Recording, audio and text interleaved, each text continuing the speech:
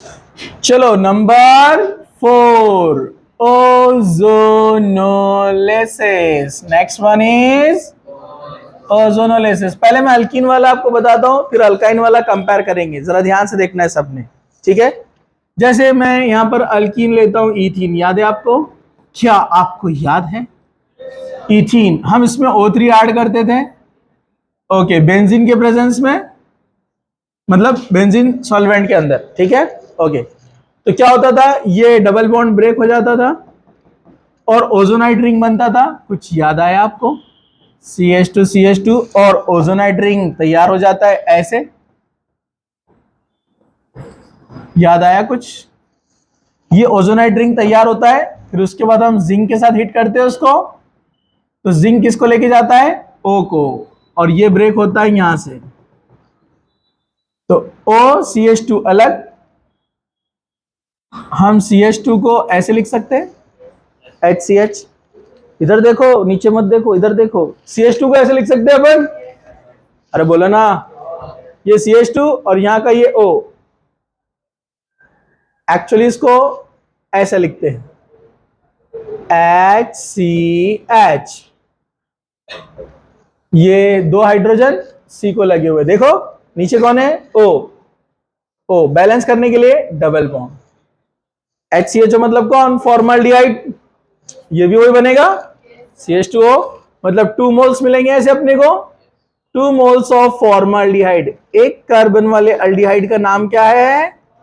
Formaldehyde. क्या नाम है उसका? फॉर्मल्डिहाइड। और आईयूपीएसी में मीथेनल, क्या नाम होता है?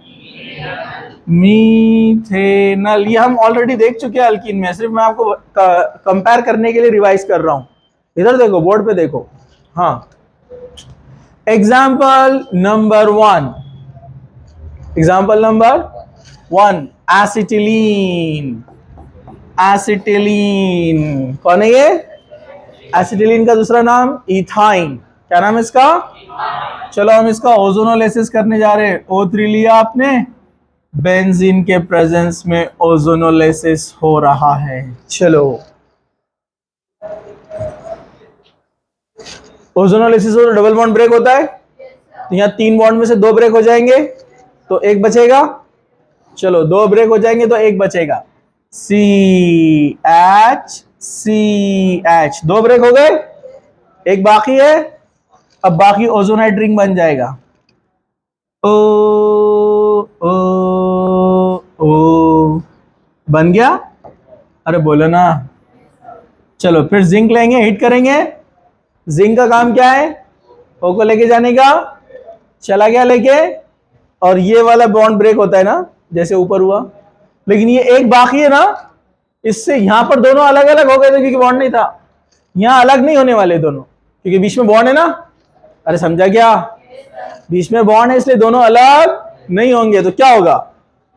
OCH बैलेंस करने के लिए कार्बन के 4 बॉन्ड कंप्लीट हुए क्या? 2 बॉन्ड और एक हाइड्रोजन, 3 ही हुए ना। चौथा वाला बैलेंस करना है ना, तो यहां लगा देंगे। देखो, उसके 4 बॉन्ड कंप्लीट और ऑक्सीजन के 2 बॉन्ड कंप्लीट, बराबर है।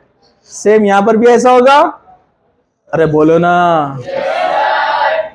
इसको शॉर्ट में हम ऐसा भी लिख सकते हैं, CHO, ये वाला, और इसको भी CHO।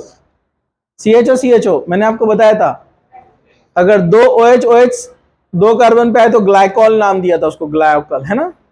अरे बोलो ना। उसी से इसको डिराइव किया है, ग्लाइऑक्सल नाम दिया है। क्या नाम दिया है?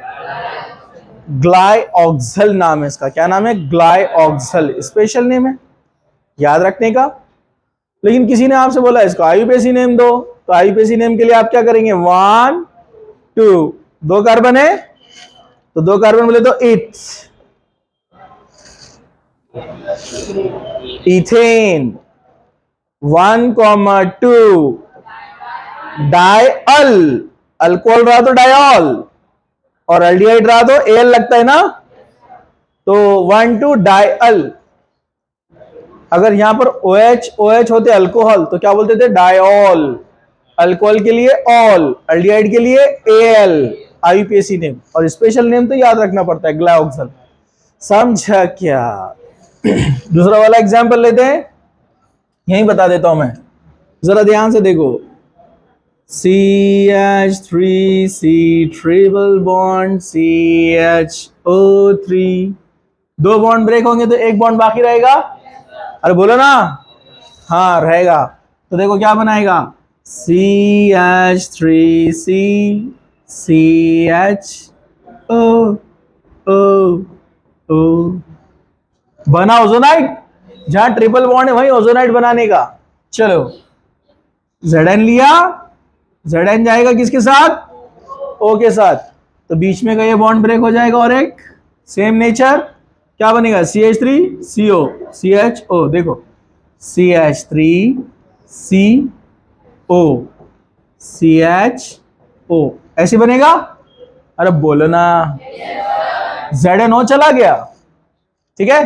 बैलेंस करने के लिए डबल बॉन्ड, ग्लाइऑक्सल बना, लेकिन ग्लाइऑक्सल को कौन लगा हुआ है, मीथाइल, तो क्या बोलेंगे आप, मीथाइल ग्लाइऑक्सल। क्या बोलेंगे, मीथाइल ग्लाइऑक्सल। और आईपीएसी नेम देना रहा तो याद रखने का, ये अल्डिहाइड है और ये कीटोन है। बीच में सीओ आए तो कीटोन रहता ना। हाँ, जो लोग पहले नहीं थे उनको कंफ्यूजन होगा, इसलिए बोलते छुट्टी नहीं मारने का, एब्सेंट नहीं रहने का, रेगुलर रहने का।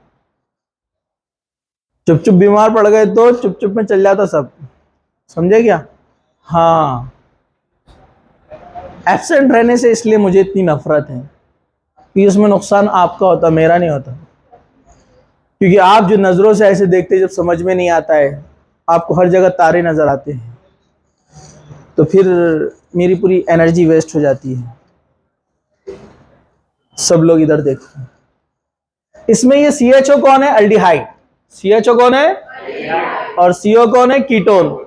तो फंक्शनल ग्रुप की प्रायोरिटी लिस्ट में अल्डिहाइड ऊपर आता है, कीटोन नीचे आता है। इसलिए जब नंबरिंग देंगे तो प्रायोरिटी किसको देंगे, अल्डिहाइड को। इसलिए नंबरिंग इधर से होगा 1 2 3। अब कीटोन यहां पर फंक्शनल ग्रुप सफिक्स नहीं है, प्रेफिक्स है। क्या है, क्योंकि कीटोन लिस्ट में नीचे आता है। जो लिस्ट में नीचे आता है, जो लिस्ट में नीचे आता है वो प्रेफिक्स बन जाता है। जैसे अभी मैंने आपको बताया, अल्डिहाइड का सफिक्स कौन है, Al। अल्डिहाइड का सफिक्स कौन है, Al। वैसे कीटोन का सफिक्स होता है ONE, ओन। क्या होता है, हाँ, लेकिन कब, जब वो फंक्शनल ग्रुप पेरेंट बनता है, मेन। जैसे यहां पर अभी अल्डिहाइड मेन है, अभी कीटोन मेन नहीं है। अभी मेन दो में से एक होता है पेरेंट, दूसरा होता है ब्रांच। मतलब एक होता है प्राइमरी और एक होता है सेकेंडरी। तो अभी कीटोन सेकेंडरी है, और जब कोई फंक्शनल ग्रुप सेकेंडरी बन के आता है तो उसका सफिक्स नहीं, प्रेफिक्स लिया जाता है। क्या लिया जाता है?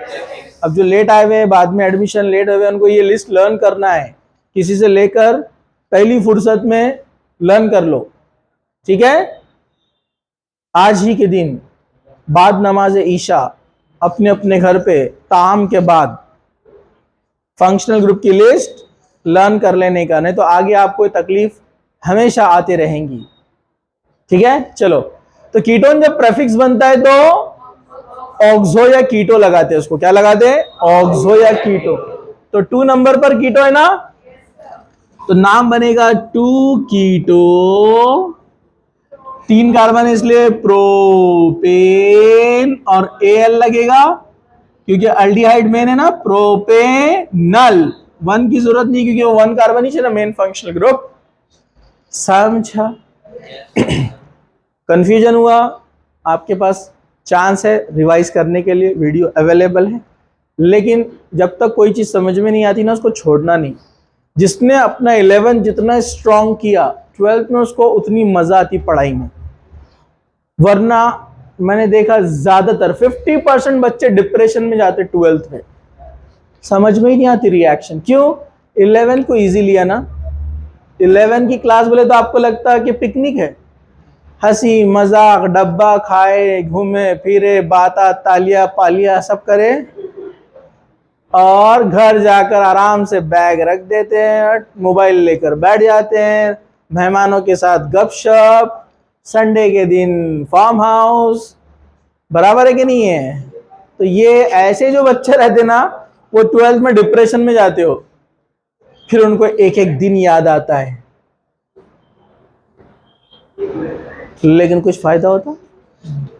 फिर उनको फिर से बेसिक पढ़ना पड़ता है, जब तक दूसरे उनके साथ वाले कंपटीशन में आगे निकल जाते, फिर वो सोचते रहते लिस्ट में अपन टॉप 10 में टॉप 5 में क्यों नहीं है।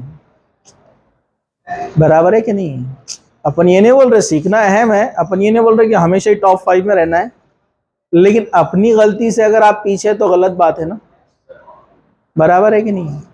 तो थोड़ा 11 को सीरियस लो, बहुत ज्यादा सीरियस, वरना 12th में बच्चे डिप्रेशन में रहते, बेसिक नहीं आता है तो आगे का कैसे करेंगे, बहुत मुश्किल जाती है। चलो, तो यहां पर ये हो गया ओजोनोलिसिस, ठीक है।